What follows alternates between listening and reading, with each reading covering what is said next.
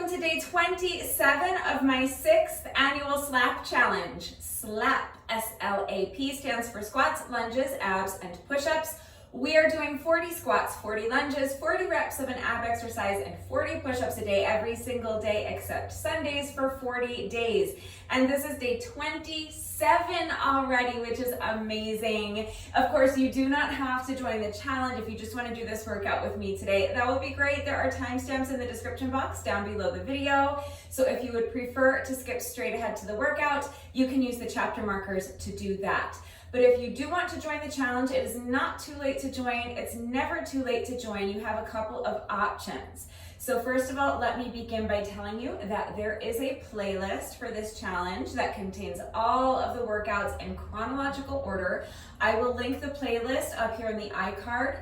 It will also be linked in the description box down below the video, and I will link it again at the very end of the video so that you cannot miss it. So click on the link and then save the playlist. Even if you're undecided whether or not you want to participate in the challenge, save the playlist so that when and if you decide you want to begin the challenge, you have all of the workouts readily available to you.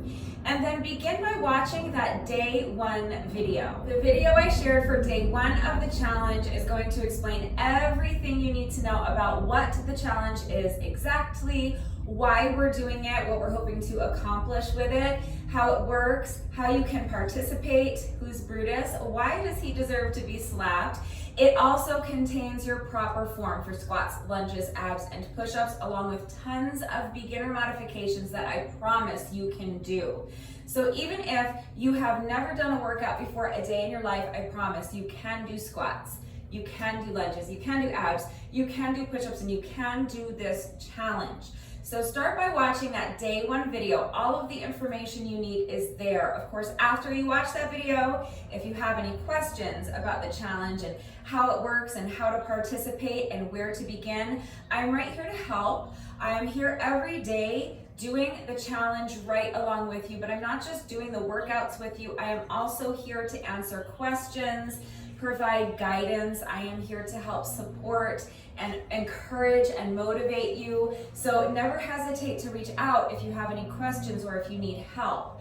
But once you have watched the day 1 video and you understand what the challenge is, if you decide that you want to participate, you can jump in and start today. That's fine with me. I would rather have you do the last week and a half or 2 weeks of the challenge than none of the challenge. So please remember that it is never too late to join the challenge. If you want to start today with day 27, great. If you do decide that you want to go back to the beginning and start on day 1, that is recommended. I designed this to be a 40-day challenge, and I also designed the challenge to start on a Wednesday. Any random Wednesday will work. So once you have decided that you want to participate in the challenge, if you want to start on day 1, just make sure that you start with that day 1 workout on a Wednesday. As long as you begin the challenge with day 1 on a Wednesday, everything will fall into place. All you have to do is just follow along with the playlist. I've made it super easy to follow along. And this year, I am specifically gearing the challenge towards beginners. So if you are an ultra super duper day 1 beginner, you are in the right place. You can absolutely do this challenge with me. Please start by watching that day 1 video. Give me a chance to convince you that you can do these exercises.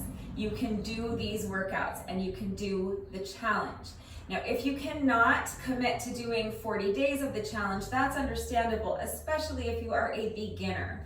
And if you can't commit to doing 160 reps every day, again, that is absolutely reasonable if you are an absolute beginner. I do have a few people who are doing the challenge, but they're just doing fewer reps of everything. So instead of doing 40 squats, 40 lunges, 40 reps of an ab exercise, and 40 push-ups a day every day, they're doing 30, they're doing 20, they're doing 15 reps of everything. So remember that if you make the commitment, if you make the decision to do this challenge and you commit to following through and doing this challenge, you are doing it. So it becomes your challenge, okay? I'm sharing my challenge with you. You are, of course, invited to do the challenge exactly the way I do it, going in order, day 1, day 2, day 3, day 4, doing a structured workout every single day. But if that doesn't work for you, then you do the challenge your way. okay? If you're doing it, it's your challenge. So do it in whatever way works for you. This challenge is really, really easy to customize. So if you can't do 40 reps of everything every day, can you do 20 reps? Can you do 15 reps or 10 reps? If you can't commit to working out 6 days a week, because we're working out every Monday through Saturday, maybe you can commit to working out 3 days a week. And if you can't commit to doing 40 days of the challenge, maybe you can do 20 days of the challenge, or 30 days, or 10 days. It's always better to do something than nothing. So decide to what degree you are capable of participating in the challenge and just do that. Okay, but the important thing is just that you make the commitment. So it's important to say, not, I'll try to do it, or not, maybe I'll see if I can find the time tomorrow to squeeze in a workout. Get rid of the maybes, get rid of the tries. The first and most important step is, first of all, save the playlist, watch the video for day 1. But the first step of actually doing the challenge is simply making the commitment. Instead of seeing obstacles and saying, well, I can't do push-ups, so I guess I can't do the challenge, we need a paradigm shift, okay? So instead of letting the obstacle stop you in your tracks, what you need to do is say, well, I can't do push-ups the way she's doing them, but what can I do? How can I modify this exercise to make it work for me? How can I modify this workout to make it work for me? How can I modify this challenge to make it work for me? Once you make the decision that you can do it, then instead of not being able to see through the obstacle, you'll start to be able to see around and up and over the obstacles. You'll start to dig tunnels underneath those obstacles and plow right through those obstacles. So that's a big part of the reason why we're doing this challenge. So I want you to start by making the commitment. Start with working on that paradigm shift. Start with saying, well, I never thought I could do a challenge like this, but instead of letting that obstacle stop me, I'm going to start seeing, how can I do this challenge? Because there's always a way. There's always going to be a modification that I can do. So I'm going to make the commitment to find those modifications. I'm going to make the commitment to be honest with myself, to be honest about my current level of fitness, my strength and my capabilities and my time constraints. I'm going to be honest about what can I commit to. How can I do this challenge in a way that's going to work for me? And then I'm going to make the commitment. So maybe I'll try to see if I can start tomorrow, but I am going to do this challenge. I can do this challenge. Here's how I can do it in a way that works for me, and now I'm going to do it. Once you have made that all-important first step of just committing, I promise the rest is so easy. Not to say that we're not working hard with the challenge. It is still hard to find motivation.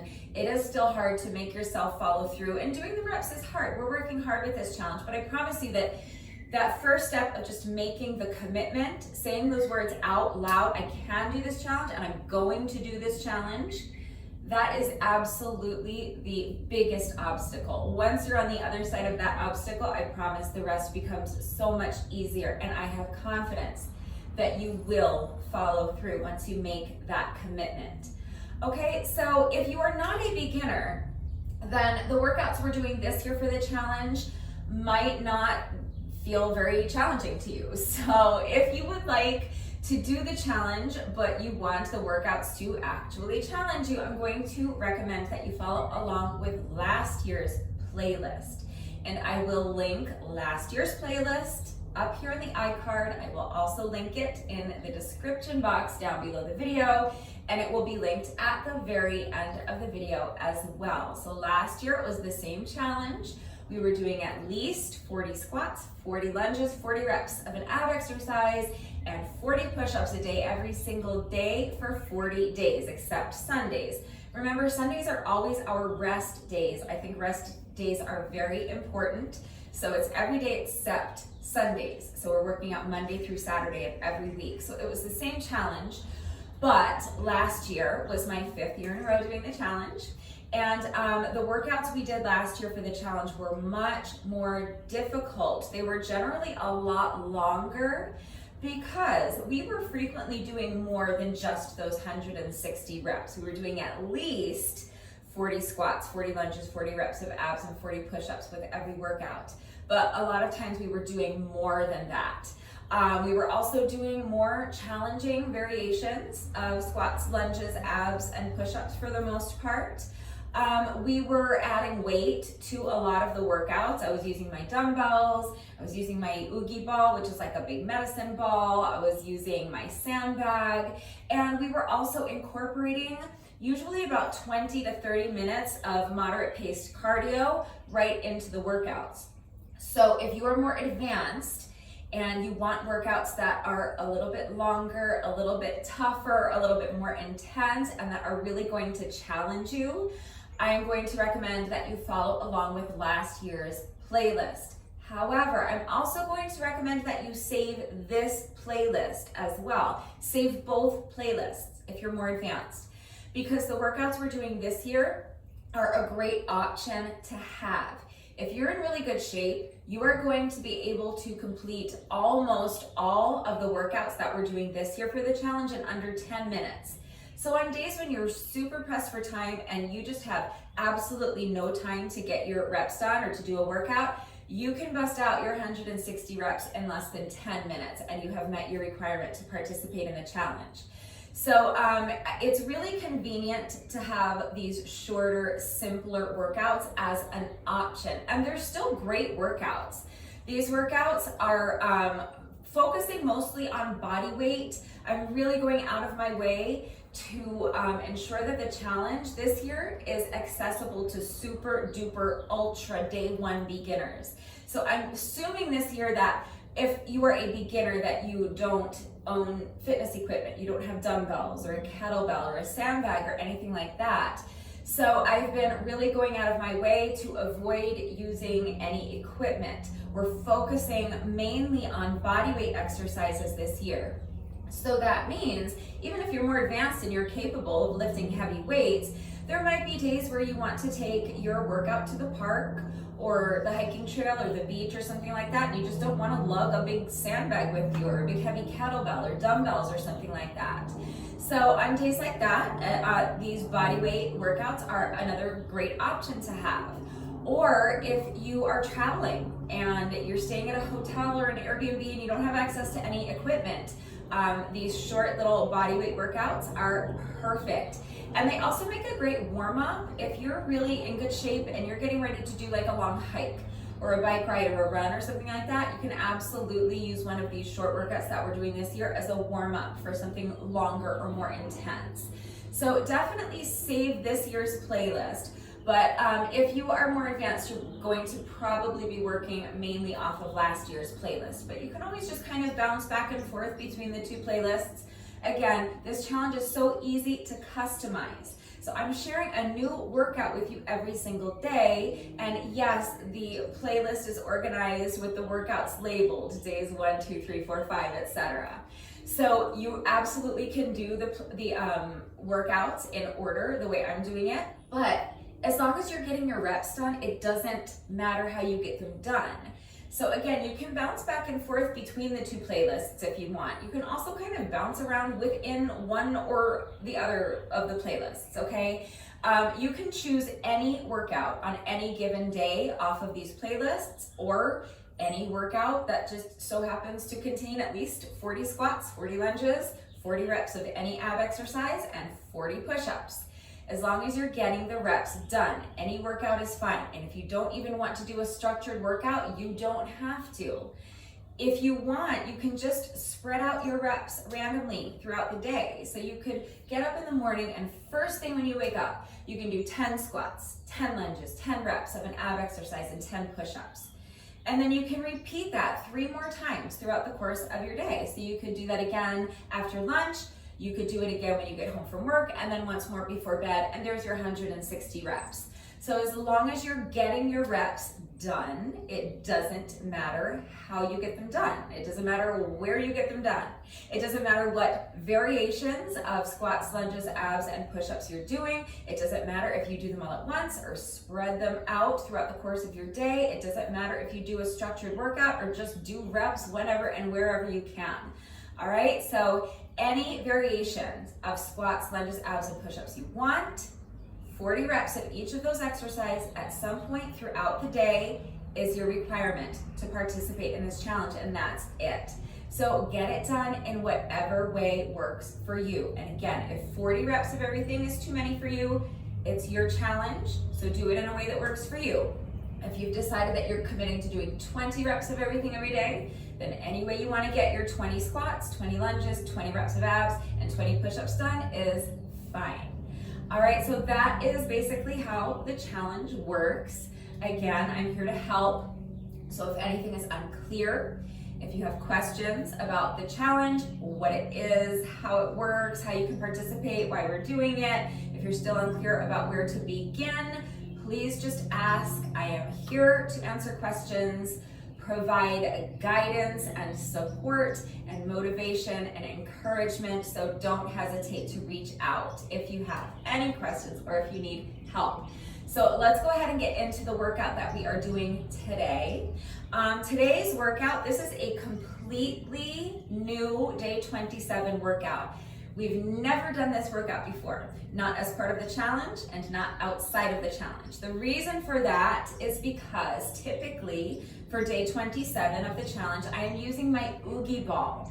My Oogie ball is a big, it's like a hybrid between a medicine ball and like a Swiss ball or a balance ball. And it's a great piece of equipment. I love it. However, since I am trying to avoid using equipment this year that beginners probably don't have, I don't want to use my Oogie ball today. So instead of just modifying the exercises I would normally be doing with my Oogie ball, I decided to just write a whole new workout. Because if I take away the Oogie ball, a lot of the exercises are going to be similar to things we've already done, and I thought we should do something new today.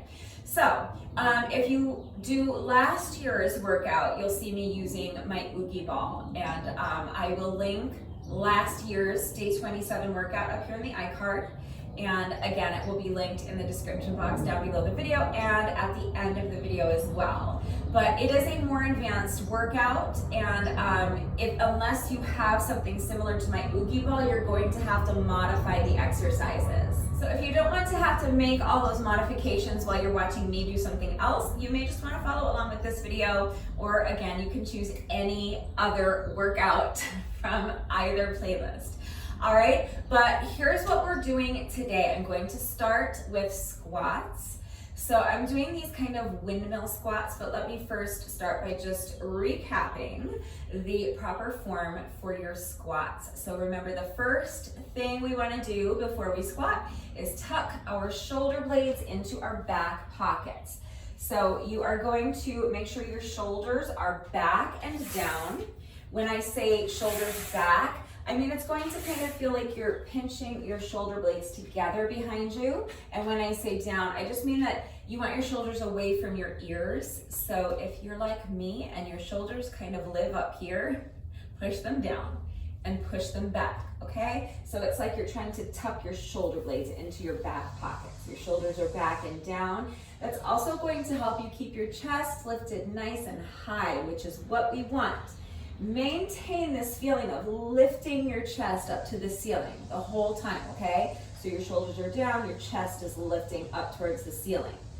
Then you want to really tighten up your ab muscles. So if you imagine that someone is about to come along and punch you as hard as they can in the stomach, think about how you would brace yourself for that impact. That's the feeling you want. You want to really have your ab muscles tightened. And then the next thing we want to think about is not squatting, but hinging at the hips. And the reason I say that is because if you think about from here, from this position, if you think about just squatting straight down, what's going to tend to happen is that your knees are going to end up out over your toes. That's not the movement, and it's also really dangerous for your knees. So to fix that, before you think about squatting down, you actually want to think about hinging at the hips. So I always like to tell you to imagine that you're trying to touch the wall behind you with your booty. I don't know why I always have to spank myself when I say that. Okay, so if you do that, if you really try to touch the wall behind you with your booty, look what happens. Okay, so instead of squatting straight down where my knees are out over my toes, I'm going to hinge at the hips, try to touch the wall behind me with my booty, and now look what happens. My weight is over my heels, and I can actually pick up my toes.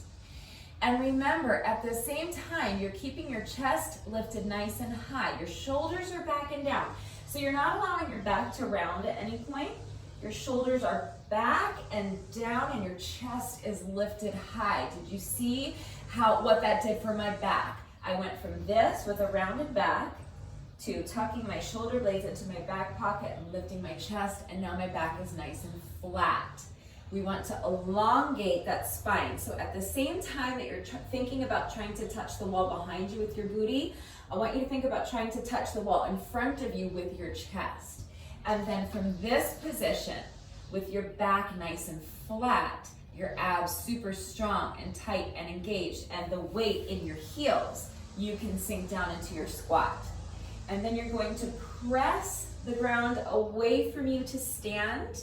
And I mean really actively press your heels into the ground. Visualize pushing the ground away from you. That's going to help you activate all of those muscles from your heels through your legs, your quads especially, your glutes, your abs are already nice and tight. So let's put it all together. Shoulders are back and down, chest is lifted high, abs are super strong and tight and engaged.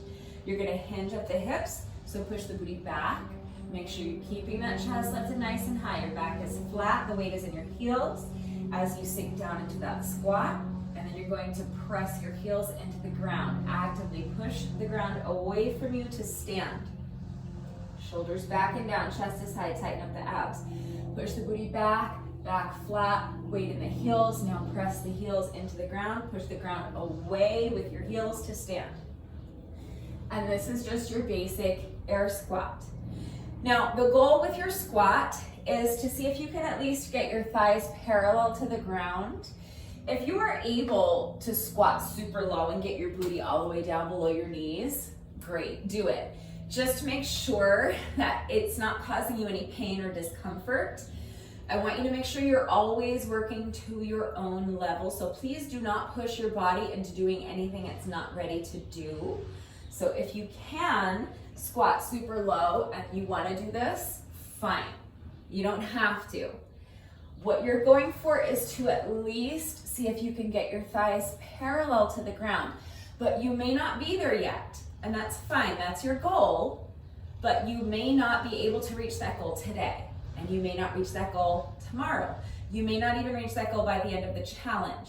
So it's important to mind your form. Your goal is to get your thighs parallel to the ground, but your objective is to maintain that flat back and keep the weight in your heels. So if you are unable to reach your goal today, that's fine. Work to your own level. As long as you're minding your form, you're keeping your back flat, you're keeping the weight in your heels, it's fine if you can only come here.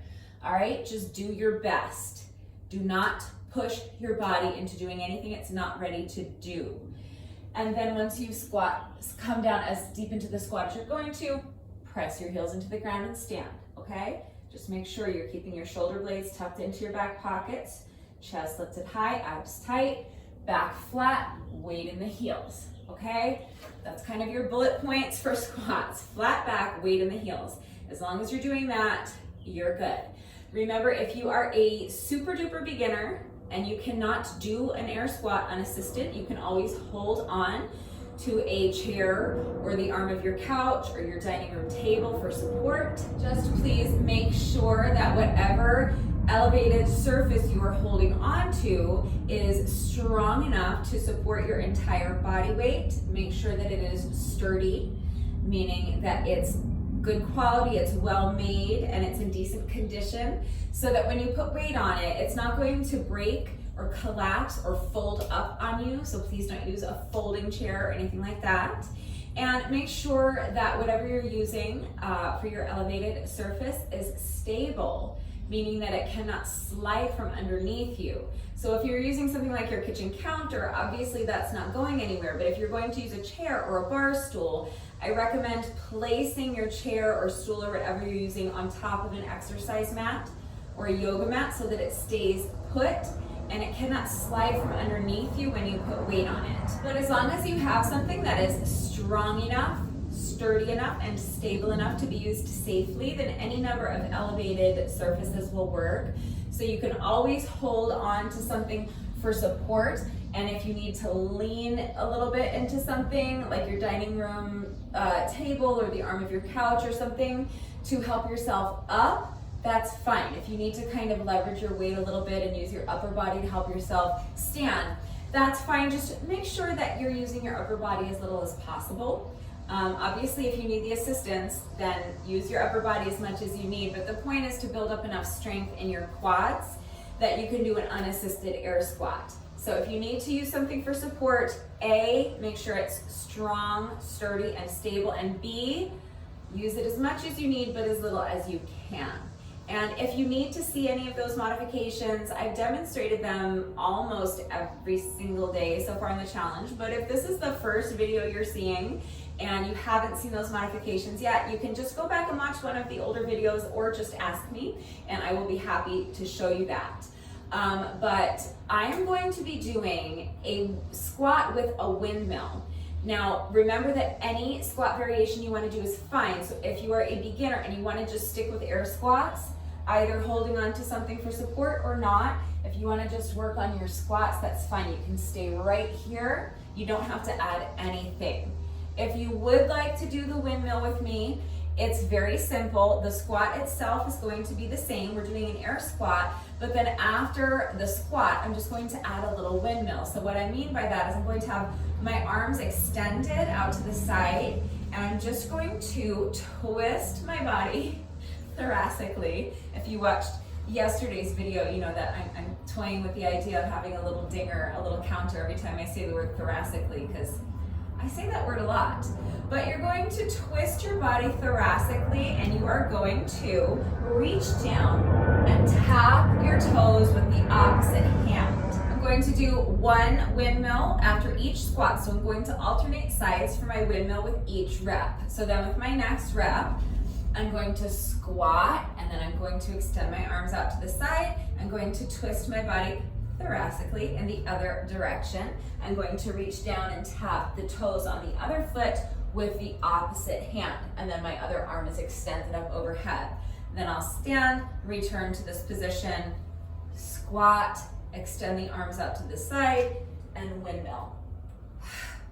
Squat, extend the arms out to the side, and now other side. Reaching down to tap the toes with the hand on the opposite side. I'm going to show you this from this side as well because it's important to make sure that you are still keeping your back flat. So remember, for your squat, you're keeping your back flat, weight in the heels, right? And then as you do the windmill, you also want to make sure your back is staying flat. So you still want to be kind of pushing your booty back, lifting your chest. And if your hamstrings are tight, it's just going to depend on your range of motion. If in order to tap your toes, you need to round your back, then I don't want you to tap your toes. Tap your knee instead, okay? Because the point is, so again, it's goal versus objective, right? Your goal is to reach down and tap your toe, but your objective is to maintain that flat back. So if you can only tap your toe by rounding your back, then don't tap your toe. Your objective is what's important, flat back, okay? So flat back, weight in the heels for your squat. Same thing for the windmill, flat back, weight in the heels. So push the booty back, keep the chest lifted high. And if you cannot tap your toes, you're just gonna come here and tap your knee, okay? So squat, extend the arms out to the side, bend and tap your knee. Tap your toes if you can do so with a flat back, but the important thing is to keep your back flat. So just reach down as low on your leg as you can without rounding your back. And if you can't bend down at all, maybe you can just do like a little twist, okay? If you're a super beginner, you can just shorten up your range of motion on the squat and keep both feet planted, and instead just do a little twist, that's fine, okay? Any kind of like added element you want to do after the squat is fine, but you don't have to. You can just work on your air squats. And remember, any squat variation you want to do is fine, but I think that most of you can manage an assisted air squat. And if you have questions about that, or if you still need any further help with beginner modifications, I am right here to help. So please just ask, but I'm going to be doing a squat plus a windmill, 1 windmill per squat, alternating sides with each rep. And that is my squat variation for today.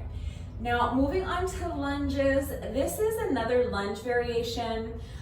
Sometimes for my lunge variation, and typically, actually for this day 27 workout, the lunge variation we do is Bulgarian split squats, which is weird because it's called a squat, but really it's a lunge, and I always count that as my lunge variation. So again, today, just by coincidence, the lunge variation I'm doing is called Cossack squats. So if you Google Cossack squats, you're going to see the lunge variation that we're doing today, because it really is a lunge. It's not a squat, in my opinion. So I'm using it as my lunge component today. And for this one, I'm going to use my mat. You don't necessarily need a mat for this exercise, but in a few minutes, I'm going to show you the variation that I'm doing, and you'll see why I'm using a mat. But first, I'm going to show you a simpler variation that's a little bit easier. So really, in my mind, this is more of a side lunge than a squat.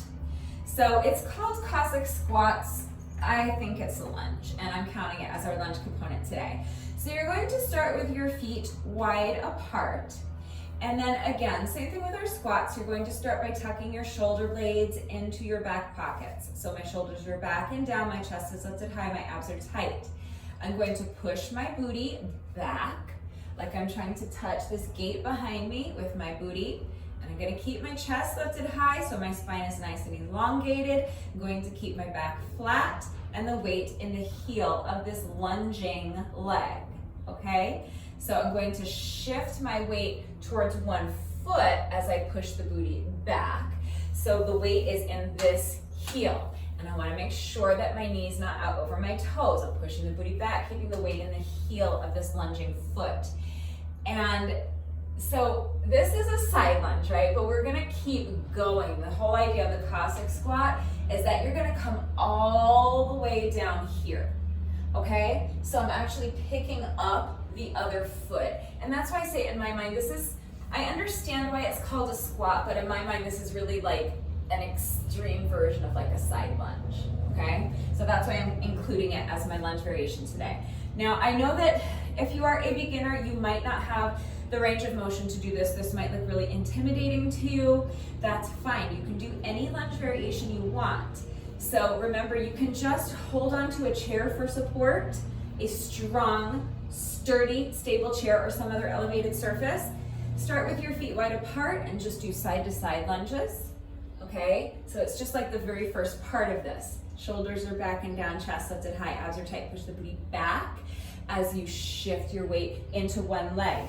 Bending one knee, your weight is over the heel of this lunging leg, the other leg is straight. Then press your heel into the ground or into the mat to stand, and repeat on the other side. So pushing the booty back, chest is lifted high, spine is elongated, your back is flat, your abs are super strong and tight and engaged, your weight is in the heel of your lunging foot, and the other leg is straight, okay? So you can just lunge side to side, holding onto a chair or the arm of your couch or some other strong, sturdy, stable, elevated surface for support. That is your beginner modification. But just because you're a beginner doesn't mean that you have limited flexibility or mobility. Our bodies are all different. So being a beginner doesn't mean you're automatically at the same level as all other beginners. So you may still be able to do a Cossack squat. Feel free to try it. Again, just use your common sense, be smart, be safe, listen to your body. Do not push yourself into doing something your body is not ready for. But if you want to try the Cossack squat, that's what I'm going to be doing. So it starts the same way. Shoulder blades tucked into the back pockets, chest lifted high, abs tight, pushing the booty back, back flat, weight in the heels, side lunge, and then kind of like just keep going, lunging deeper, deeper, deeper, deeper, deeper, and then eventually picking up the foot of your other leg that's straight, okay? And then Put the foot back down, press this heel into the mat, and stand, and repeat on the other side. So it's really just a side lunge, okay? But it's like an extreme side lunge, where you're really lunging, taking that lunge motion as far as it can go, all the way to the limit, so that your booty is all the way down, as close to the mat as it can get, and this non-lunging leg is completely straight, okay? And your weight is completely on this side. Then press the heel into the mat, other side, okay? So that is a Cossack squat, but I'm counting it as a lunge. Now, here's why I'm using my mat. If you are able to do that, but it's a new exercise to you, just stick with that, okay? Just do Cossack lunges. If you're able to do that, and even though it's new, it's easy for you, and you have really good mobility, and you want to try to challenge yourself a little more, you can do what I'm doing. I'm going to add a little knee touch down. You'll see. Okay, so I'm here. I'm going to come down into my side lunge, basically, right? And I'm going to keep going even further. I'm going to keep coming all the way down so that my booty cheek is actually on the mat. I'm all the way down here on the mat. Now I'm going to take this bent knee and I'm going to tap it down to the mat. So this is really testing your hip mobility. I have very open hips. I always have. It's just the way my body is made. Hamstrings, that's another story. I'm very tight in certain areas. The backs of my legs, my hamstrings, my calves, Achilles have always been very tight. But my hip flexors have always been I have very open hips. So this may be easy for you, even if you're a beginner, or this may seem impossible. We're all different, so if this is not going to work for you, just don't do it, okay? But after I tap this knee down, I'm going to not straighten that, lift the knee back up so that I'm back in this position. And then I'm going to shift my weight forward. I'm not going to use my hands, but I have to right now because I kind of let my weight go too far back. So from here, I'm going to just shift my weight forward. The goal is to not touch your hands down at all. And then from here, it's the same thing. So I'm going to press my heel into the mat, stand, squat towards the other side, all the way. Booty goes down, but make sure that you kind of keep your weight forward. If you let your weight fall all the way back here, it's gonna be almost impossible to get back up without using your hands, okay? So it's not the end of the world if you have to use your hands, but the goal is not to. So make sure you kind of keep your body weight going forward as you do this part. Just a little tip if you wanna add the touch down with the knee. So place the booty down, touch down with the knee, and then you're going to lift the knee back up and shift your weight forward again so that you're in this position. Okay, it's just really hard to slow it down is all, but hopefully that makes sense. So we're starting here, you're gonna lunge, tap the knee down, shift the weight forward. Now lunge to the other side, all the way so that your booty's on the ground, tap the knee, shift the weight forward. Repeat, okay? So lunge, booty goes down, tap the knee, shift the weight forward, lunge to the other side, tap the booty down, tap the knee, lift the knee, shift the weight forward, okay? So I know it's challenging. It's a lot easier without putting your booty down and tapping your knee. So remember that you can always just stay here. This is much, much easier. And if that's too difficult, just do any side lunge variation you want. You can just lunge side to side, hold onto a chair for support if you need it. But that's my lunge variation today, even though it's called a squat. Next is abs. So in case you can't tell today, I'm putting a little bit of focus on flexibility and mobility. So for our ab exercise, I am going to be doing what I call competition sit-ups. So all that means is that my legs are going to stay straight the entire time. So I'm going to start down here on my mat. I'm going to come all the way down on my back with my arms extended overhead like this. And then from here, I'm just going to sit up, keeping my legs straight. And then I'm going to kind of keep going. I'm going to lean forward and touch my toes. Okay? Keeping the legs straight the entire time if you can. So please remember not to push your body into doing something it is not ready to do. I don't want you pulling a muscle to do this. So if you can't keep your legs straight, you can have your knees bent. If you can't reach your toes, you can tap your knees. Okay? The point is you want to reach forward as far as you can without pushing your body into doing something it's not ready to do. So that's it though. It's a super simple exercise. So legs are straight, arms are extended overhead. I'm gonna sit up and then come forward, touch the toes, and then reverse the movement. Lowering my torso back down onto the mat with control.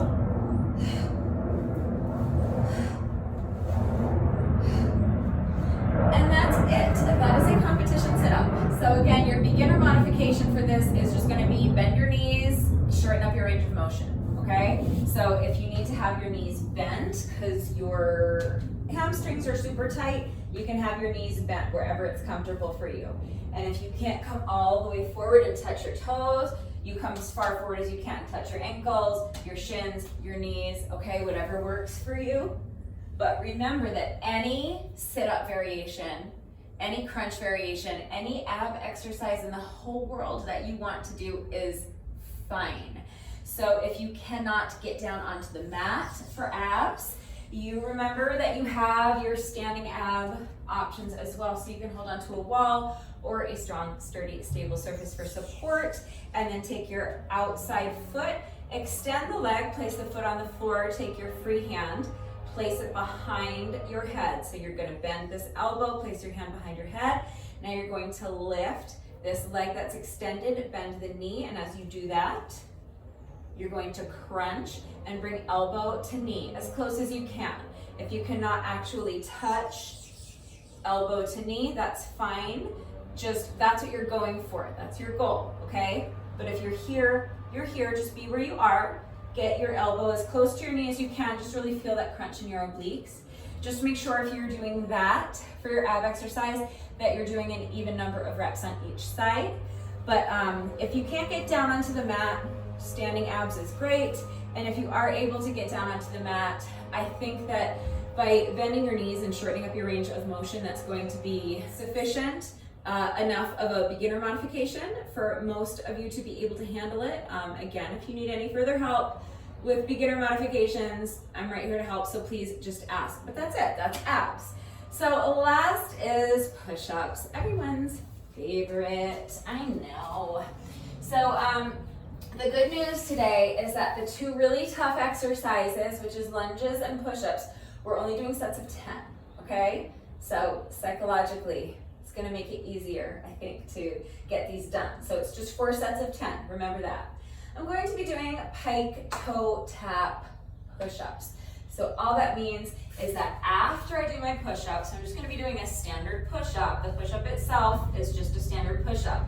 But after I do my push-up, I'm going to lift my hips straight up towards the ceiling.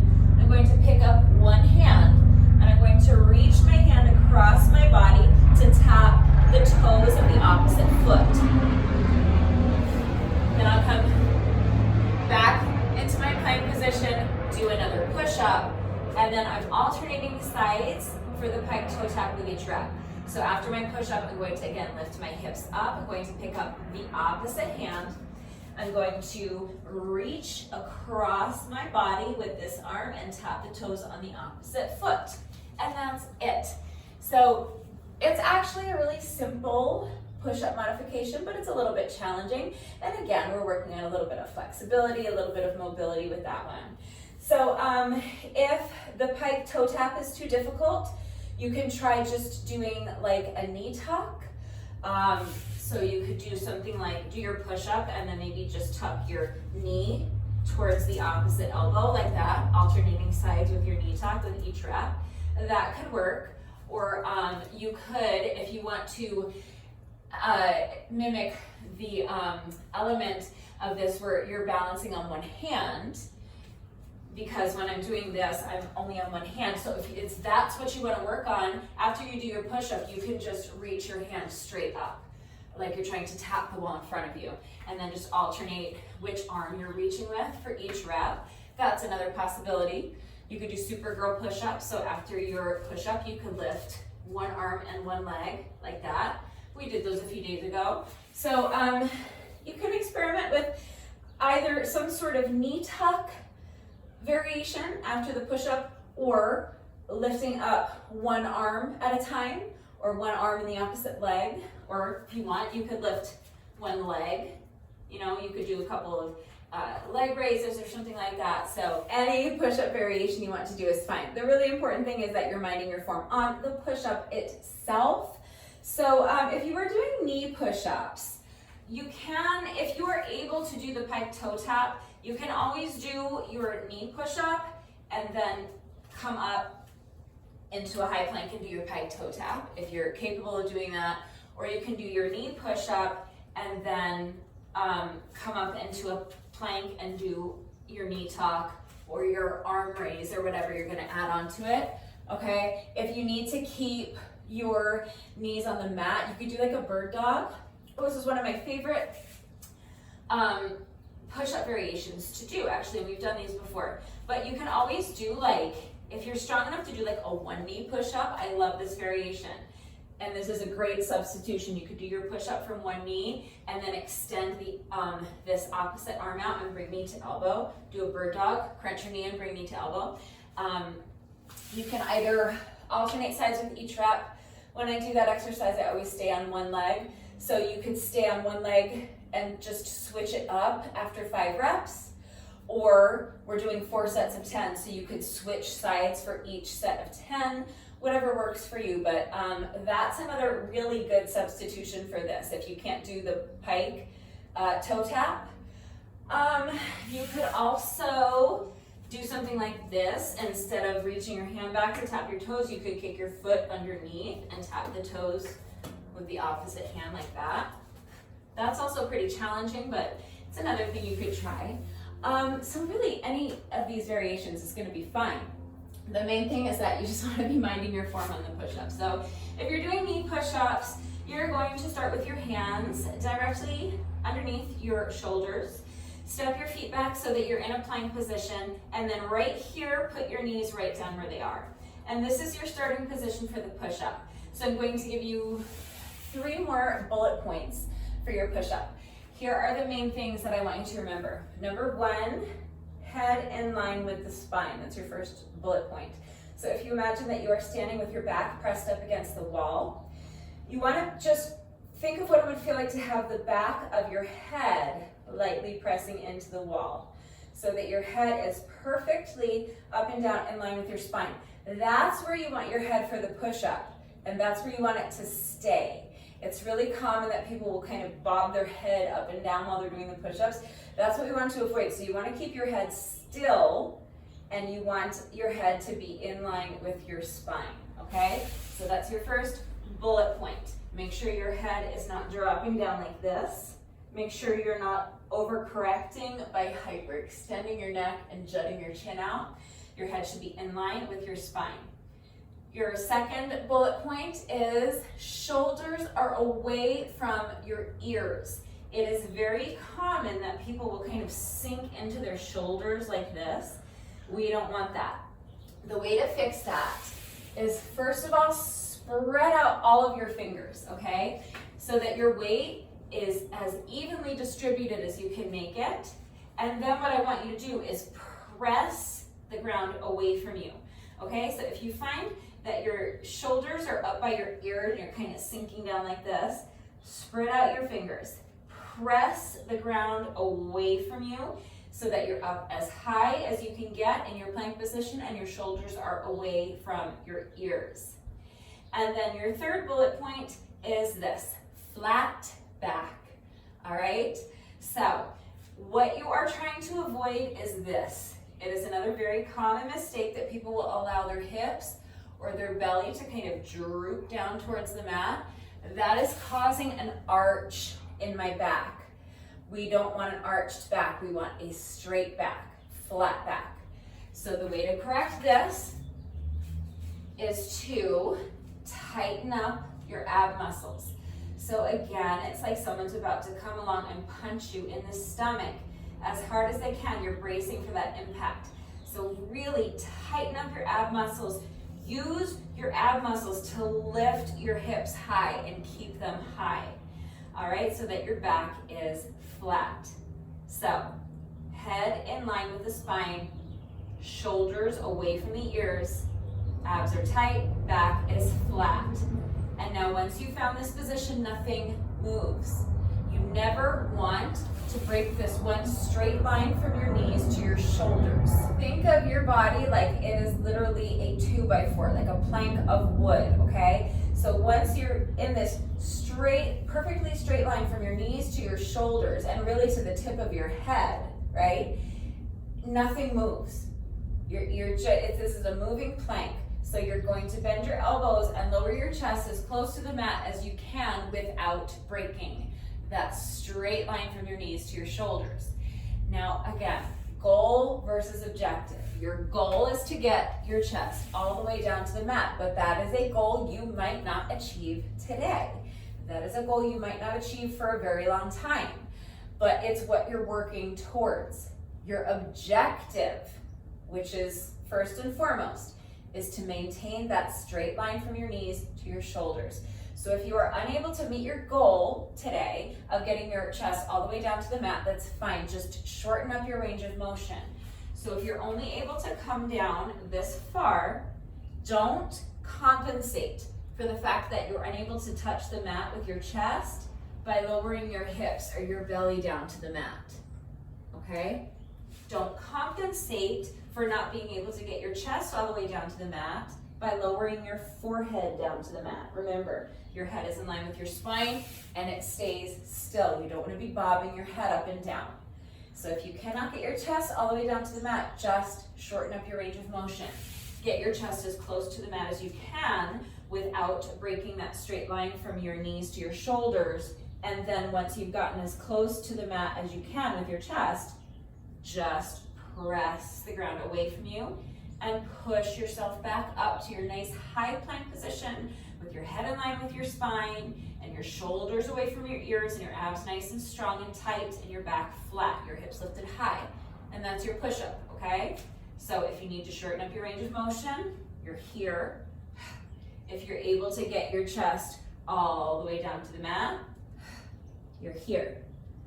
But the important thing is that you're keeping your head still, your head is in line with your spine, you're keeping your shoulders away from your ears, you're keeping your abs super strong and tight and engaged the whole time, you're keeping your back flat, you're not allowing your hips or your belly to droop down towards the mat, causing your back to arch, you're keeping your abs tight, you're using your ab muscles to lift your hips high and keep them high, maintaining that straight line from your knees to your shoulders the entire time.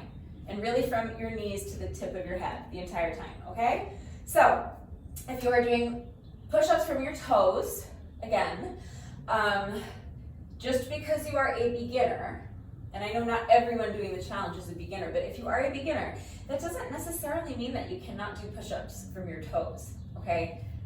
Again, not all beginners are just automatically at the same level because they're beginners. Our bodies are all different. We all have different strengths. I am someone who, even when I'm in the worst shape of my life, even when I'm 30 pounds overweight, and I haven't done a workout in years, I am always and have always been able to do push-ups from my toes. It's just the way I'm built. So you may be a beginner, but you also may be able to do push-ups from your toes. So go ahead and try it. Again, work to your own level, listen to your body, be smart, be safe. I don't want you to push your body into doing something it's not ready to do, but I also want you to challenge yourself, and I don't want you to assume that you can't do something just because you've never done it before. Don't sell yourself short. So if you want to try to do a couple of reps from your toes, even if you can just do 1 or 2, that's great. And then you can put your knees down once you've done as many push-ups from your toes as you can, but don't be scared to try it, okay? So if you're doing push-ups from your toes, it's the exact same thing. Literally the only difference is that your knees are not on the mat, okay? So hands directly underneath your shoulders. Make sure you're spreading out those fingers so that your weight is evenly distributed. You're going to step your feet back so that you are in a plank position. Your head is in line with your spine. You're not allowing your head to drop down towards the mat like this. You're not overcorrecting by hyperextending your neck. Your head's in line with your spine and it's going to stay there, okay? You're gonna keep your head still. You're pressing the ground away from you so that your shoulders are away from your ears. You're not sinking down into your shoulders like this. Press the ground away. Your abs are nice and strong and tight and engaged, and your back is flat. You are not allowing your hips or your belly to droop down towards the mat like this, causing an arch in your back. You're tightening up your ab muscles. You're using your ab muscles to lift your hips high and keep them high so that your body is in one straight line from your heels to your shoulders.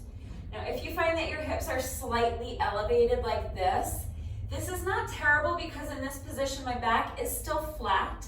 So if you do your push-ups with your hips slightly elevated, it's not the worst thing in the world. You don't have to worry about it too much. You're not going to hurt yourself doing the push-ups that way, and it will actually make the push-ups just a little bit easier. So don't worry about it too much, but it is something that you want to work towards fixing. But it's not gonna hurt you or anything if your hips are just ever so slightly elevated like this. The thing you really need to avoid is the opposite, that arch in your back when you allow your hips or your belly to droop. So make sure that your hips are lifted high, make sure your abs are super strong and tight and engaged. What you're going for is this straight line from your heels to your shoulders. And then once you found this beautiful high plank position, again, your body is literally a 2x4, okay? So nothing moves. From your heels to your shoulders is going to stay perfectly still. All that's happening is you're bending your elbows to lower your chest as close to the mat as you can without breaking that straight line from your heels to your shoulders. So if you cannot get your chest all the way down to the mat without breaking that straight line from your heels to your shoulders, then your options are A, put your knees down and start doing knee push-ups, or B, shorten up your range of motion.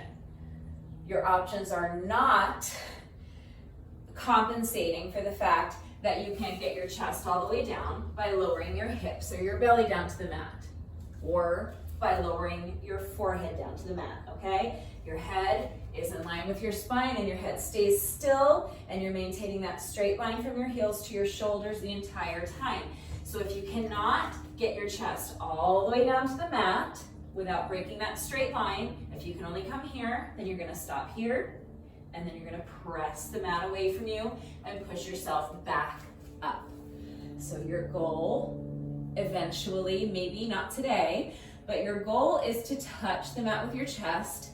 Your objective is maintaining that straight line from your heels to your shoulders.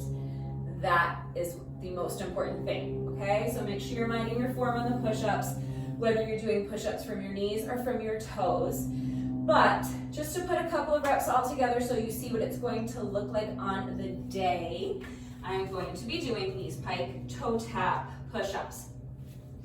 I will be doing push-ups from my toes, but you can do the same thing from your knees, okay? So I'm going to be doing my push-up, then I'm going to lift my hips, pick up one hand, reach it across my body, tap the toes on the other side, alternating sides with each rep. So now another push-up.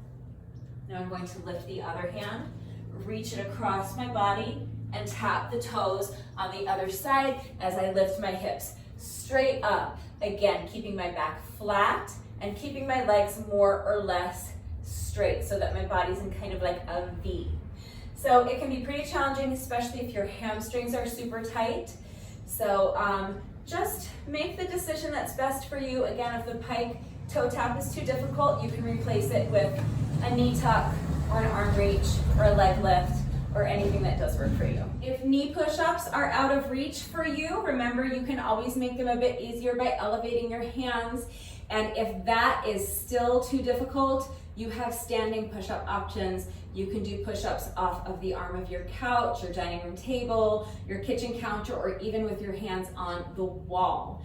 So if you need to see any of those modifications, please ask. Because even if you cannot get down on the mat for push-ups, even if you have terrible knees and you can't be on your knees for push-ups, you can still do push-ups, I promise. Okay, so the kitchen counter is a great thing to use for push-ups because it is so strong and sturdy and stable. It's not going anywhere. It's going to be able to support your entire body weight. But you can also do push-ups standing almost upright with your hands on the wall. So you do not need to get down on the mat. You do not need to be putting pressure on your knees. If you need a standing push-up option, please just ask. That's something that I've covered many times already in this challenge, in previous workouts. But if you haven't seen those modifications yet and you need assistance, I'm right here to help. So please just ask, okay? But that's it. That is all 4 exercises that we are doing today. Now here's the format. This format is going to be something a little bit different, but I think that it is going to be, for me anyway, the best way to make this workout really manageable. So I'm taking the 2 most difficult exercises and I'm splitting them up. We're doing sets of 10. So I'm going to take my Cossack squats, which is my lunge variation, and my push-ups. And I'm going to do sets of 10. And I'm just going to go back and forth between lunges and push-ups until I have completed 4 rounds, meaning that I've completed 40 lunges and 40 push-ups, okay? So I'm going to do 10 Cossack squats, 10 push-ups, and then repeat that 3 more times. Squats, push-ups, until I've completed 40 reps of each of those 2 exercises. Before I do that, I'm going to do all 40 squats, and after I do that, I'm going to do all 40 sit-ups. So my squats and my sit-ups are kind of bookending the lunges and the push-ups. So I'm going to start with 40 squats, then I'm going to do my little middle section, my little couplet of lunges and push-ups. 10 reps of each, back and forth until we've completed 4 rounds. And then once all 40 squats are done and all 40 push-ups are done and all 40 lunges are done, I'll finish with a set of 40 competition sit-ups. All right, so that is how I'm completing my 160 reps today. Remember that I always take the time to type out the instructions in the description box down below the video. And of course, I'm going to do the workout right along with you. So watch me do it, read the instructions, but then of course, as always, if anything is unclear with the format, or if this format is not going to work for you and you need help kind of making adjustments or modifying the format, I'm right here to help. So just ask. If you have any questions about the exercises that we are doing today, or if you have any doubts about how to do the exercises with the correct form, if you need any further help with beginner modifications beyond what I have already provided, please just ask. I'm always here to help, okay? I really mean that. And it's very important that you understand the movement. You have to understand what it is that you're asking your body to do, okay? So make sure that you really do understand how to do the exercises with the proper form before you begin the workout. And you guys know it's also incredibly important to me that all of my workouts are always accessible to anyone and everyone who wants to do them with me, and I am always here to help facilitate that. So do not hesitate to reach out if you have questions or if you need help. And also I want to remind you, especially if you're going to be working out along with the video, to please make sure you're going at your own pace and make sure that you're minding your form, okay? Don't sacrifice your form for speed. So it's really important that you understand how to do the exercises correctly before you begin the workout, but then once you start the workout, it's equally as important that you apply that knowledge and that you actually do the exercises correctly during the workout. So if you are faster than I am, great. If you are in any kind of decent shape, it's likely that you will be faster than I am, and that's fine. You should be going at your own pace. just make sure that you are not sacrificing your form to get there, okay? If you find that you're kind of racing through the exercises, either because you're just trying to go really, really fast just to say that you went really fast and got a great score, or because you're racing me or you're trying to keep up with me, if you find that you're kind of racing through the exercises and your form is getting sloppy, that means you need to slow down the pace a little bit. Yes, this is for time. I'm gonna time myself. I'm trying to complete the reps as quickly as I can, but not at the expense of my form. Okay, so again, it's goals versus objective. My goal is to complete the reps as quickly as I can, but my objective is to use proper form the entire time.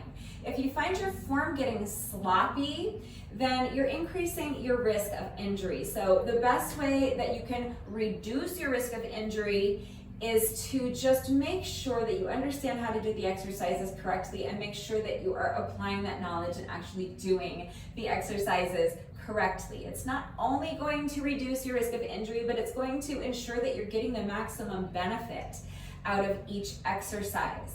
If you are slower than I am, that's also great. That is so amazing, that is so wonderful, that is so great, because do you know why? Because how would you even know that you're slower than I am unless you're out here busting your little booty and doing the reps, okay? You're out here doing the work, so that's amazing. No matter how fast or slow you are, you're getting the reps done, and that's amazing. So if you're slower than I am, fantastic. Okay, if you fall behind, either because you're working at a slower pace than I am, or because you need to pause and rest, fine, pause the video. Rest for as long as you need to, and then come back when you're ready. Now, I do want to challenge you to keep the rest breaks as short as you can, but they should be as long as you need. You should only resume the workout once you feel that you have regained enough strength and that you have enough stamina that you are able to continue with good form. Okay, so challenge yourself to keep the rest breaks as short as you can, but make sure that they're as long as you need, okay? So be smart, be safe, listen to your body. Make sure that you are going at your own pace, mind your form above all else, and make sure that you're not sacrificing your form for speed. I think that is everything. If you are ready to go ahead and do this workout, grab an exercise mat or a yoga mat if you have one. If you don't have a mat, then a towel may suffice. If you're working out on a carpeted floor or on grass, you may not need anything at all, but we're doing competition sit-ups, so unless you're doing some kind of standing push-up variation and standing ab variation, you're going to be more comfortable with something soft beneath you, especially if you're doing knee push-ups. If you have bad knees, it might also be a good idea to grab, in addition to your exercise mat or your yoga mat, maybe a towel that you fold up a few times, or a throw pillow, or maybe like a chair cushion if you need a little bit of extra protection for your knees. That will make knee push-ups a lot more comfortable. But you are definitely going to be more comfortable with something soft beneath you. So an exercise mat or a yoga mat, if you have one, is ideal. And now you can pause the video, go ahead and get dressed. Meet me right back here. We are going to do a quick 5-minute warm up, and then we will get our reps done together. All right, so as soon as you're ready, let's get started with our warm up. You're going to begin by just allowing your head to fall gently towards one shoulder. Place your hand on top of your head and just rest it there so that you're not actively pulling your ear towards your shoulder. You're just resting your hand on top of your head and letting gravity do the work of gently stretching your neck. We're gonna switch sides, so now let your head fall to the other shoulder. Place your hand on top of your head and just rest it there. Make sure both of your shoulders remain relaxed. So if the shoulder's creeping up towards your ear, push it down. Shoulders should be away from the ears. Now we're gonna do some neck rolls. So you're gonna start by letting your chin just fall to your chest, and then you're gonna roll the head towards the other shoulder and back. Back and forth, and with each roll, you wanna start letting your head feel heavier and heavier so that you're expanding your range of motion. Your arms are nice and loose. Think of yourself like a rag doll. Now we're gonna do some shoulder rolls, or whatever you call this. Shoulder rolls? Why does that sound weird all of a sudden? So nice big shoulder rolls, just rolling your Stop saying shoulder rolls. Okay, big exaggerated circles. Let's move on from this because what am I even saying? Let's do arm circles. So extend your arms out to the side. You're gonna start by just making small circles, and then gradually you're gonna make the circles bigger and bigger until finally you're making the circles as big as you can, really swinging those arms wide, loosening up the shoulders. Now you are going to step your feet wide, bend the knees, sweep your arms down in front of you, and then as you straighten the legs, reach your hands up overhead. And each time you bend your knees, you can start expanding your range of motion, sinking a little bit deeper into that squat.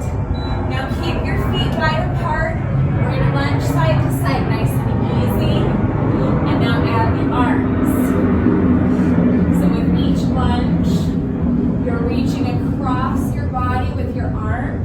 And again, exaggerate that motion. Make it feel like you're trying to throw your arm across the room with each lunge. Now step the feet together and march, starting with your knees low, and then gradually as the interval progresses, you can start driving your knees up higher and higher towards your chest, until finally you're driving your knees up as high as you can towards your chest. Feel a little stretch in your glutes. And now we're gonna do the same thing with a nice light jog. So start with your knees low, and then gradually, as the interval progresses, you can start driving your knees up higher and higher towards your chest, until finally you're driving your knees up as high as you can. And now we're gonna move on to our little booty kicks. So it's still a nice light jog, but with each step, you're bringing your foot up behind you, trying to keep yourself in the booty cheek with your heel. So for this next one, you might need to hold on to a chair or the wall for support. If not, you can just have your hands on your hips. You're going to shift your weight to one foot, pick up the other foot, and just swing the leg. Swing it in front, swing it behind you, nice and loose. Switch sides, so now put this foot down, shift your weight, pick up the other foot, and start swinging the leg in front of you and behind you. Nice and loose. You can start low and then gradually start increasing your range of motion. Now switching legs again. So weight in the other foot, take this foot and extend the leg out in front of you. And then you're just gonna draw a little semicircle, bringing the foot around and behind you. And with each semicircle, you can start lifting your leg higher and higher until finally you can try driving your knee up in front of you and kind of guiding it around with your hand. We're gonna repeat that on the other side. So extend the opposite leg out in front of you and just draw a little semicircle. Bringing the foot around and behind you. Lifting the leg higher and higher each time until finally you can drive the knee up in front of you, kind of guide it around with your hand. This is our final interval. So we're gonna do a little hamstring stretch. Try to keep your back as flat as you can. So it helps to use the wall or a chair or a stool or something like this to get into this stretch. And the reason for that is that the more flat you can keep your back, the more you're going to isolate your hamstrings and intensify this stretch. So you don't need to use anything. If you don't need to use a chair or a stool or the wall or anything to get into this stretch, you don't have to, but it can make it a lot easier and a lot more comfortable to get into this stretch without rounding your back. You're not gonna hurt yourself if you round your back, but again, the flatter you can keep your back, the more effective the stretch is going to be. You're going to feel your hamstrings being kind of targeted, isolated a little bit more if you can keep your back flat. But that's it. That's our 5-minute warm up. All right, so now our muscles are nice and warm. Let's go ahead and get into the workout. I am going to be starting with squats. I'm doing a squat plus a windmill, alternating sides with each rep. You can do any squat variation you want. We're doing 40 reps of squats, unbroken if you can. So as soon as you're ready, here we go. I'm starting my timer in 3, 2, 1, and go. So, squat, extend the arms to the side, and windmill, twisting your body thoracically, reaching your hand across to touch the toes on the opposite side. That's 2. We're alternating sides with each rep. That's 3 and 4. Make sure you're keeping your back flat as you reach for those toes. If you are unable to keep your back flat, then shorten up your range of motion. Don't round your back to touch your toes. Instead, keep your back flat. Maybe just touch your knee instead. So that's what I complete 4 reps. So I'm going to do another 36 reps. Do your best. We're going to 40. So squat and windmill. Other side. Squat, windmill. That's 6, 7, 8. We're going to 40. Keep going. Just do your best.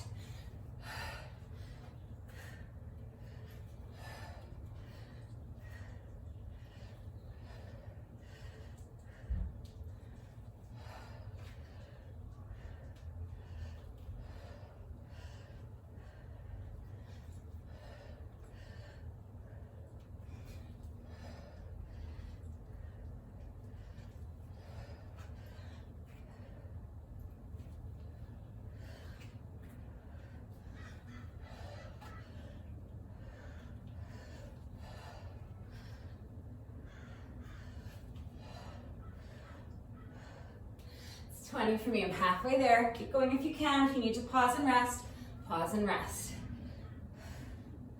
Should be going at your own pace. Mind your form. Remember not to sacrifice your form for speed.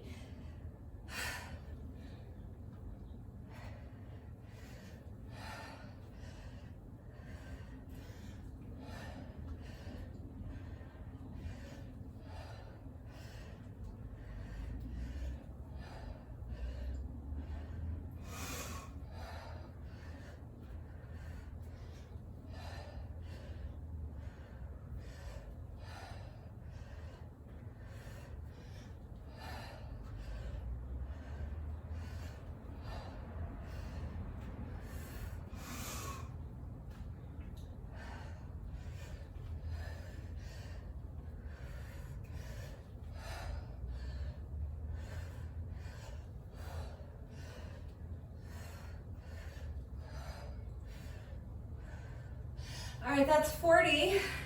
Squats are all done. Nice job. So now we get to start on this tough middle section for the lunges and the push-ups. I'm breaking these up into sets of 10 to make it a little bit more manageable. So we're going to do 10 lunges, 10 push-ups, and then we're just going to repeat that 3 more times. So starting with our lunge variation, Cossack squats. I should just call them Cossack lunges for today. So starting with the feet wide apart, you're going to lunge towards one side and keep going, keep going, keep going, all the way until your booty's on the ground. Tap this knee to the ground, then lift the knee back up, transfer your weight forward again. And now same thing on the other side. So other side, lunge, all the way down. Place that booty on the ground if you can. Tap the knee. Now lift the knee, shift your weight forward. That's 2. If it's too much to put your booty down and tap the knee, just stay here. You can eliminate that part if you need to, okay? But that's 2. So other side. Press the mat away with your lunging foot. Now, other side. Lunge, lunge, lunge, lunge, lunge, all the way down. Put the booty cheek down. Tap the knee, lift the knee. Shift your weight forward. Other side. Lunge. Tap the knee, shift your weight forward. That's 4, 6 more. Do your best.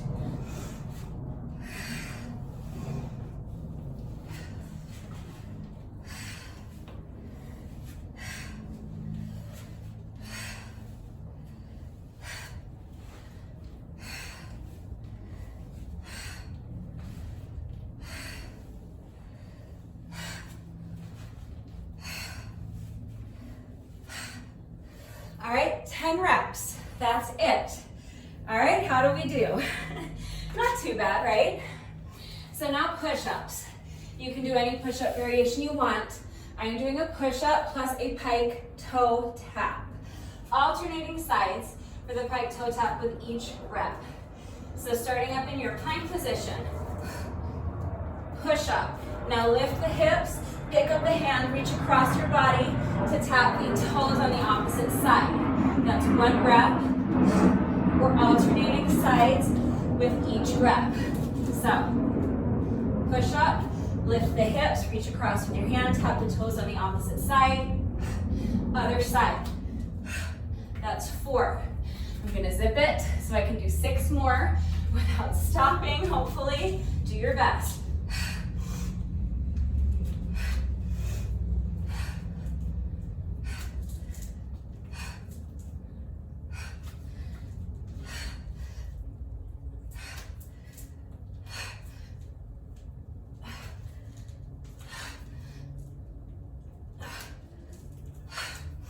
And that's 10. So now we just have to repeat this middle section 3 more times. So another 10 lunges.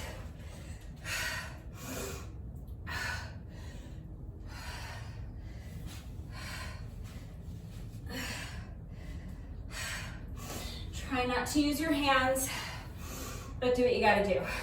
I'm counting that.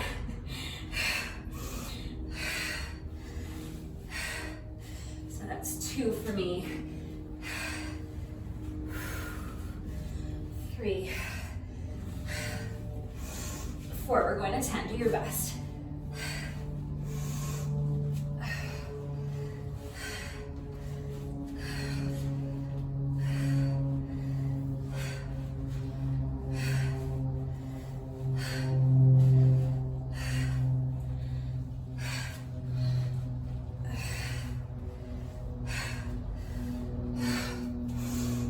That's 10. Once you get the flow of it, it's not too bad, right? All right, 10 push-ups.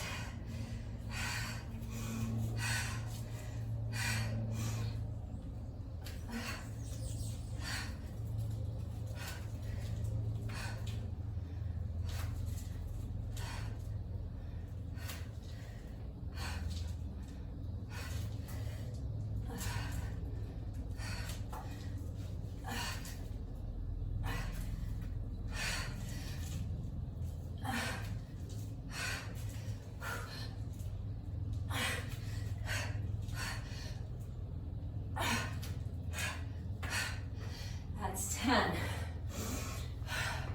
So we're halfway through.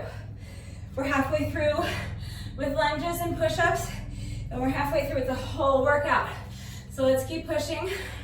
We need to complete 2 more rounds of this tough middle section. So as soon as you're ready, another 10 lunges.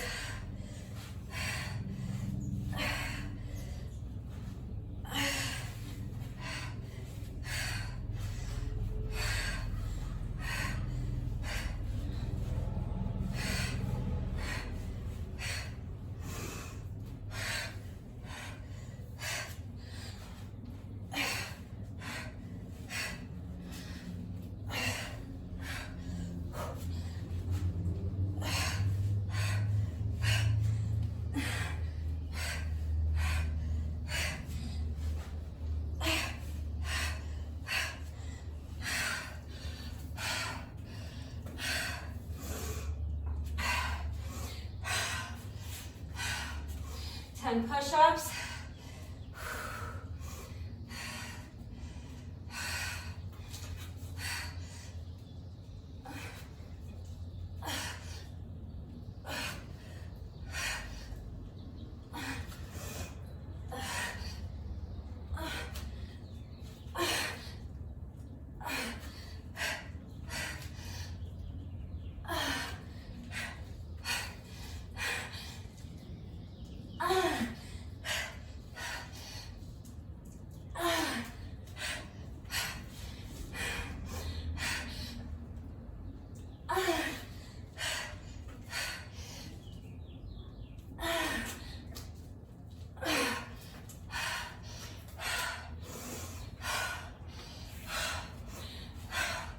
I know this section is tough. We just have one more round to go. Let's keep pushing. Final 10 lunges. When you're ready.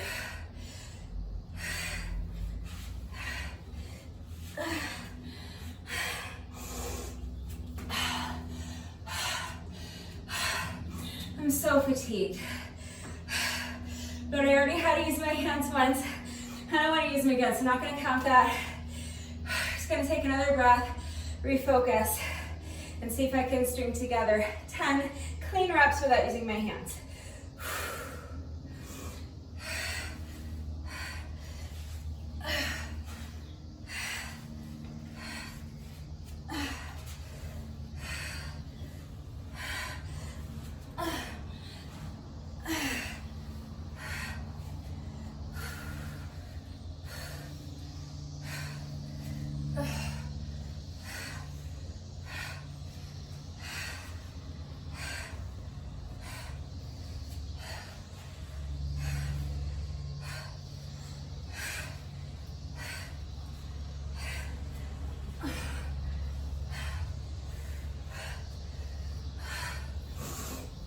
All right, those are done.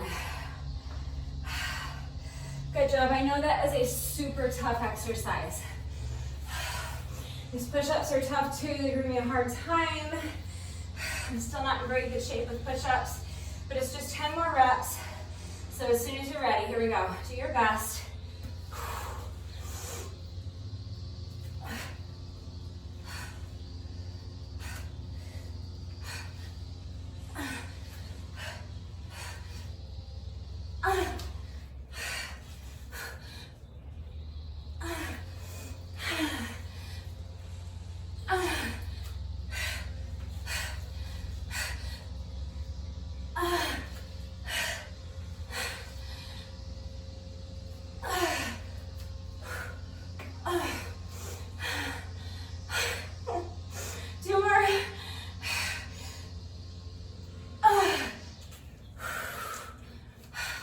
That's 9, last one.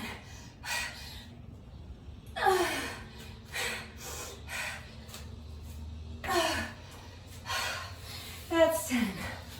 Okay. Last but not least, abs. So we are going to do competition sit-ups. I'm going to do competition sit-ups. Again, you can do any sit-up variation you want, any crunch variation you want, any ab exercise you want. 40 reps. So I'm starting with my legs straight, then my arms extended overhead. I'm going to sit up and then reach forward and grab the toes. Keep your legs as straight as you can. If you can't touch your toes, touch your ankles, your shins, your knees, okay? Do your best. But that's 1 rep. We're going to 40. So sit up, reach forward, and touch the toes. Lower your body back down with control. Return to your starting position. That's 3, 4. Don't race through these. Take a second to really feel that stretch in the backs of your legs. We're in that pike position, okay? I'm gonna zip it, get through these final 36 reps as quickly as I can without losing anything off of my form and without rushing, so that I feel that nice stretch in my legs at the top, okay? So I'm picking up my count at 4.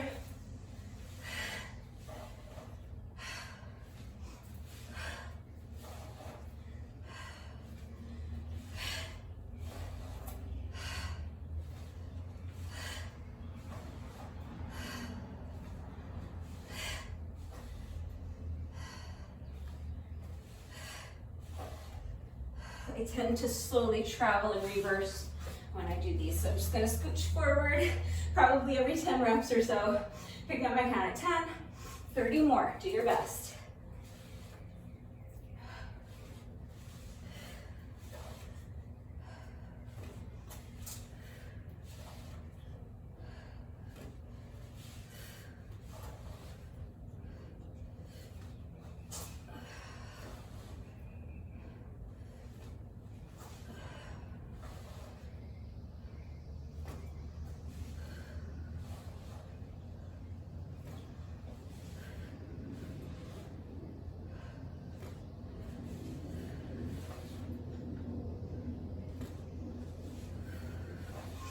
That's 20 for me. My head is on the concrete.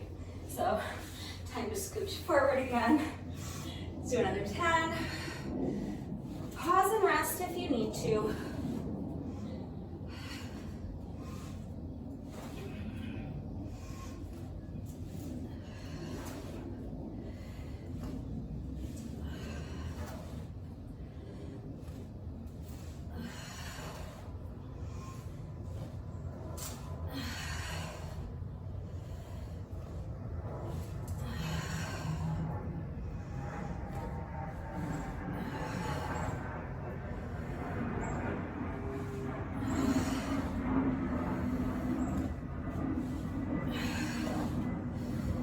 That's 30.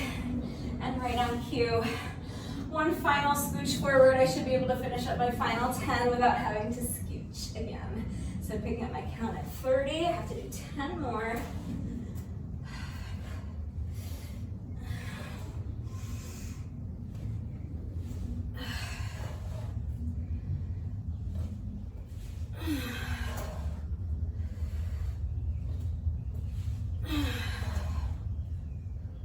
That's 35,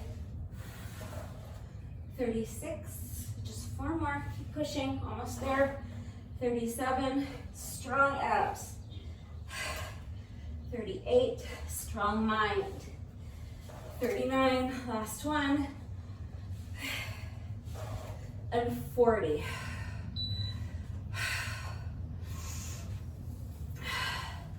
As long as we're down here and our muscles are nice and warm, let's go ahead and begin our cool down with a little pike stretch. So feeling that stretch in the hamstrings. If you want to intensify it even more, you can flex your feet. It's going to intensify the stretch, not only in your hamstrings, but now you'll feel it all throughout the back of your legs, calves, Achilles.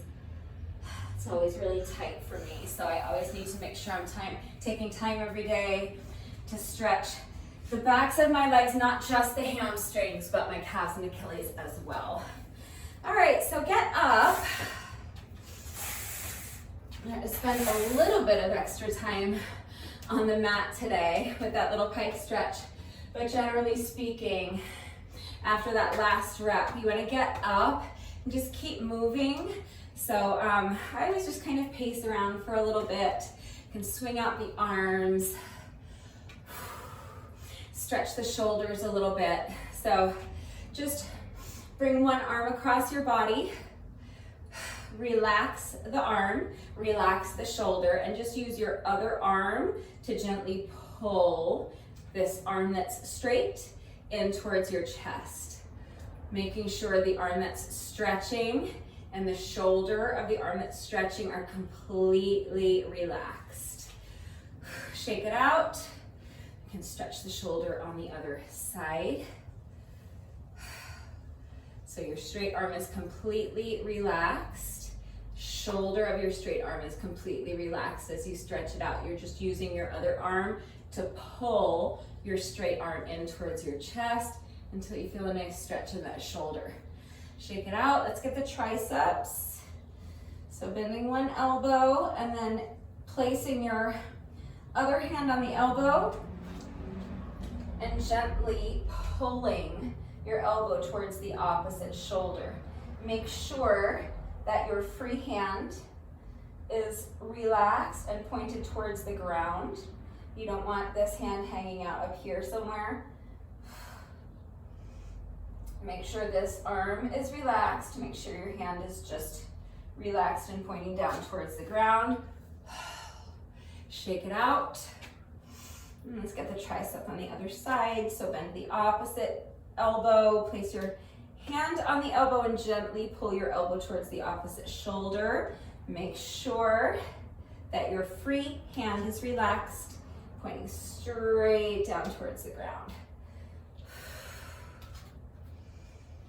And breathe. The whole point of this is to just keep moving, keep the circulation going, keep the blood flowing while you allow your heart rate to come down a little bit and while you allow your breathing to normalize. So make sure that you're taking the time to focus on your breathing while we're moving, okay? So shake out the arms a little bit, shake out the legs, and let's do a quick quad stretch. So you're gonna pick up one foot, bring the foot behind you, and then reach behind you, grab onto the top of your foot with both hands, and then pull your heel forward so that you're pressing your heel into your booty cheek. And while you do that, make sure that you're also kind of tucking your booty under, sucking your belly button back towards your spine. It's going to help intensify that stretch in your quad. So switch sides, pick up the other foot, bring it behind you. Reach behind you, grab onto the top of your foot with both hands, and gently press your heel into your booty cheek. And while you do that, make sure that you're tilting your pelvis forward. So it's like you're tucking your booty underneath you. Imagine trying to touch your spine with your belly button. So really pressing those hips forward. And as you do that, continue to press the heel into your booty cheek, and you'll really feel that quad stretch intensify. We're really isolating the quad muscle a lot better when you take that extra step of kind of tilting your pelvis forward. So shake it out. If you feel that you need a couple more minutes to cool down, if you feel that your breathing has not yet normalized and your heart rate is still elevated, then just keep pacing around. You can do a little bit more light stretching, and once you feel that you have cooled down sufficiently, we can go ahead and do our bonus burpee together. Our 160 reps are done, but no workout of mine is ever complete until we have done our bonus burpee. So we have just one rep left to go. The bonus burpee is mandatory. You must do a bonus burpee after every single workout. I always include a push-up with my bonus burpee, but you do not have to include a push-up if you don't want to. There are a million different burpee variations. Many of those burpee variations contain a push-up and many of them do not. So if you don't want to do any more push-ups, you can choose a burpee variation that does not include a push-up. But the bonus burpee itself is mandatory. So any burpee variation you want to do is fine. I will walk you through how to do a beginner bonus burpee. I will be including a push-up, but if you would prefer to not do any more push-ups, you can eliminate the push-up, okay? But you're going to start by standing in the middle of your mat. You're going to bend down and place your hands flat on the mat in front of you, and then you are going to step your feet back one at a time so that you are in a plank position. Now put your knees down for a push-up if you are including a push-up. If not, you can eliminate it. Step the feet forward and stand.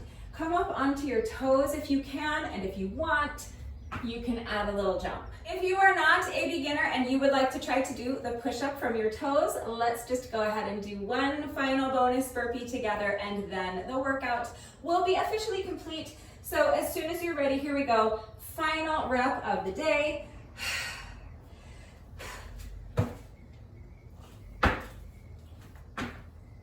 With that, the workout is now officially complete. That ended up taking me a total of 16 minutes and 40 seconds today. I did not set a time goal today, but I'm happy with what I did today because that workout was super tough, especially that middle section. And with the lunge variation that I was doing today and the sit-up variation, those are two exercises that really kind of can't be rushed. So I'm not too surprised that this workout took me a little bit on like kind of the longer side today, but most importantly, I did the reps, okay? So no matter how long it takes you to get the reps done, if you found the motivation today to get up and get yourself dressed and get out here and get your reps done, that is such a win. So well done. So now it's really important to make sure you're taking a good 15 or 20 minutes at least to stretch. Right now, immediately after the workout is going to be the most efficient and the most effective time to get your stretching done because your muscles are already nice and warm. But if you do not have time to stretch right now, that's fine. Just remember that if you put off your stretching until later in the day, that your muscles will have gotten cold again, so you are going to need to take a few minutes to warm them back up before you start stretching. The same way we warm up our muscles before we begin the workout, it's just as important to make sure that your muscles are warm before you jump into any stretching routine so that you reduce your risk of injury. If you jump into the stretching routine with cold muscles, you are liable to overstretch. You're also liable to strain a muscle or pull something, and we don't want that. The purpose of making sure that we're stretching every day is, number one, to help alleviate any muscle soreness that you might be feeling after the workouts. Especially if you're a beginner, it's very likely that you're experiencing muscle soreness. So taking the time to stretch every day is going to go a long way towards helping to alleviate some of that muscle soreness. Number two, if you are taking the time to stretch every day, you are reducing your risk of future injuries because you are training your muscles to be generally more pliable and more flexible. You're going to see your range of motion increase, and you're going to lessen the likelihood that you will pull or strain something in a future workout. And number three, you're going to improve your flexibility and your mobility, which is important in and of itself. I think that flexibility and mobility are two aspects of your overall fitness level that are generally undervalued, and they tend to be overlooked. So you'll notice today that we were doing a lot of strength training, right? We did our 40 squats, our 40 lunges, our 40 reps of abs, and our 40 push-ups, but we were also incorporating a lot of flexibility and mobility into those exercises.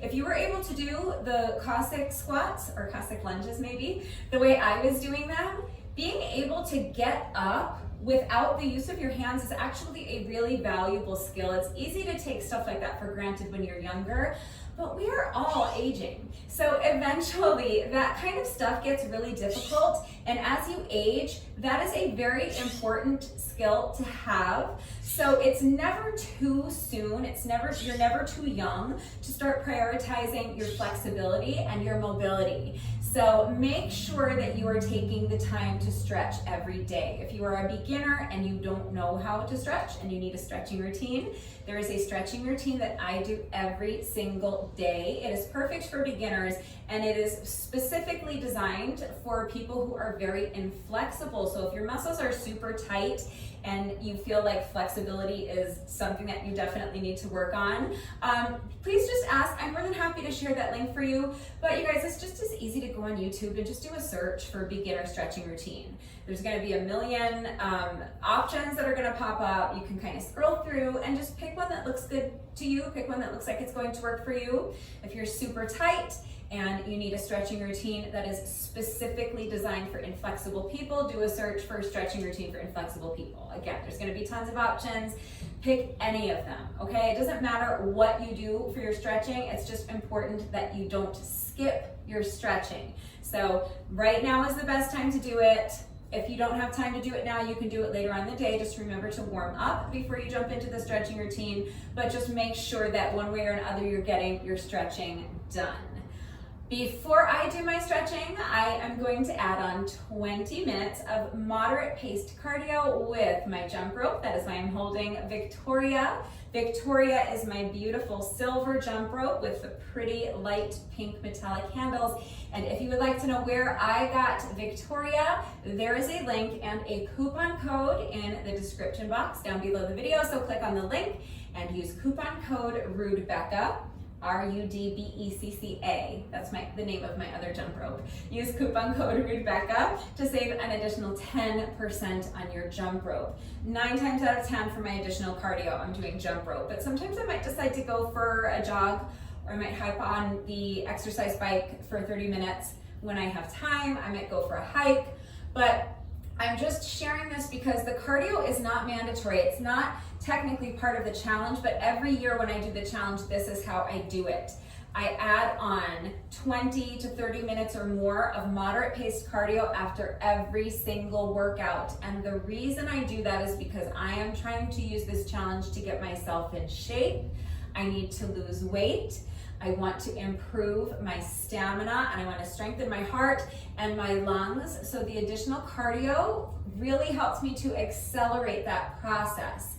and it helps me to start seeing results faster, which is really encouraging, and it helps me stay motivated to keep going. And I'm always so much happier with my results at the end of the challenge, thanks to this additional cardio. So I just want to be transparent with you. I want to be upfront about the fact that I'm doing more than just these 160 reps every day. As far as strength training goes, I am relying solely on these 160 reps that we're doing every day. 40 squats, 40 lunges, 40 reps of abs, 40 push-ups.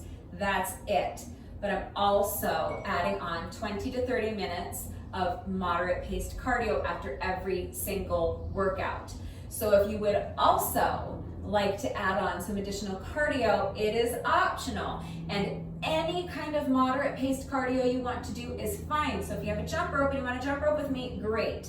I am going to be resetting my timer for 40 rounds of 10-second rest intervals and 20-second work intervals. That's 20 minutes. I'm going to play some music and get my cardio done, 20 minutes. Then I'll do my stretching, have my shower, eat some lunch, and get on with the rest of my day. So if you want to jump rope, I think that's a great option. And if you want to save 10% on your jump rope, click on the link in the description box down below the video. Use coupon code RUDEBECCA. These are great jump ropes. But if you don't have a jump rope, or you can't jump rope, or you just don't want to jump rope, you can do any other kind of cardio you want. So you can go for a jog, or even just a brisk walk. If you live close to hiking trails, go for a nice long hike. That is my favorite thing to do for cardio when I have time, but it doesn't need to be more than 20 or 30 minutes. So if you don't have time for a long hike, you can hop on the exercise bike or treadmill or elliptical if you have something like that, 20, 30 minutes. If you have a heavy bag, you can work on your heavy bag. If you have access to the field at your local high school, you could run around the track, or you could just do up and down the bleachers. Any kind of moderate paced cardio you want to do will work. So I know that Monday through Saturday of every week is 6 days in a row every single week. That means 6 days in a row every single week that I am doing a cardio session. And I know that's a lot. I know that you might not physically be able to do 6 cardio sessions a week, or you just might not have time for it. And that's fine. Again, you don't have to do any cardio at all if you don't want to. But if you are also using this challenge to try to get yourself in shape, if you also need to lose weight, or if you want to increase your stamina, strengthen your heart and lungs, then the additional cardio is recommended. If you can't do 6 cardio sessions a week, I absolutely get that. But even if you can just find 2 or 3 days a week to sneak in a cardio session, it doesn't have to be more than 20 or 30 minutes. But even if you can just manage to squeeze in 2 or 3 cardio sessions a week, I really think that it is going to go a long way towards helping you start seeing progress faster. And I think once you start seeing the changes happening in your body, once you start seeing yourself get stronger and feeling yourself get stronger and noticing that your stamina is improving, it really is encouraging. It's going to help you stay motivated to keep going. And I just know that you're going to be so much happier with your results at the end of the challenge. So once more, for the people in the back, the additional cardio is not required. It is not mandatory. It is not technically, officially part of the challenge. But I'm doing it, and I recommend that you consider squeezing in 2 to 3 cardio sessions a week if you can. But whether or not you are doing any additional cardio, our 161 reps are done for the day. We have done 40 squats, 40 lunges, 40 reps of abs, 40 push-ups, and 1 bonus burpee. So that is officially a wrap on day 27. Well done. I hope you enjoyed this one. I know it was a little different. I actually really liked it. If you did this workout with me today, thank you so much. Please let me know what you thought of it and how you did. Thank you to everyone who has been working out with me lately. And even if you're not doing the workouts with me, thank you for watching the videos. Thank you for liking and sharing the videos. Thank you so much for all of your wonderful and supportive and engaging comments. It truly does mean the world to me. Thank you to everyone who's doing the challenge with me. This is the most people I've ever had join me for the challenge, and it is so exciting. Remember, it is not too late to join. It is never too late to join. So if you want to want to jump in and start today with day 27, great. If you want to go back to the beginning and start the challenge with day 1, even better. Just remember to make sure that you start with that day 1 workout on a Wednesday. As long as you start with your day 1 workout on a Wednesday, everything will fall into place. All you have to do is follow along with the playlist. I have made it super easy to follow along. So remember to click on the link for the playlist, save the playlist, watch that day 1 video. After you watch the day 1 video, if you have any questions about the challenge, what it is exactly, how it works, why we're doing it, who's Brutus, how do I participate, where do I begin, help me with modifications, I am right here to help. So please don't hesitate to reach out if you have any questions or if you need help. I also need to say thank you to all of my new subscribers. I've been getting a lot more new subscribers than normal lately. I don't know why, but it makes me really happy. So if you are one of those new subscribers, thank you so much. I am so glad that you found my little channel. If you are not subscribed already, please subscribe. And of course, a great big thank you to those of you who have been subscribed to my channel for years. Please know that I appreciate you all so very much. One final reminder that if anything is unclear with today's workout, if anything is unclear about the format and how everything fits together, if this format is too difficult or it's not working for you and you need help customizing things and rearranging the format, if you have questions about any of the exercises that we were doing today, if you have any doubts about how to do the exercises with the correct form, or if you need any further help with beginner modifications beyond what I've already provided, please just ask. That is going to do it for today, and I will see you all right back here tomorrow for day 28. Bye.